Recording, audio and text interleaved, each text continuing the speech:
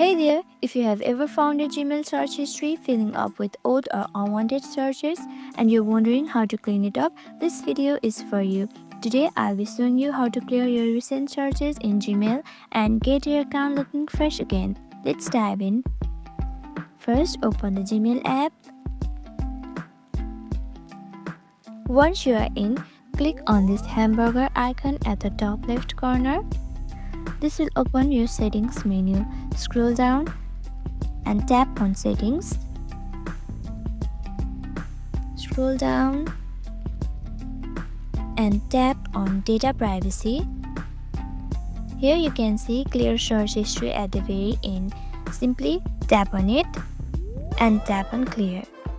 This will clear all of your search history. It's that simple.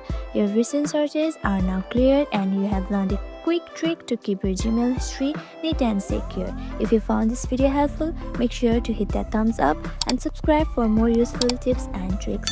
Thanks for watching and I'll see you in the next video.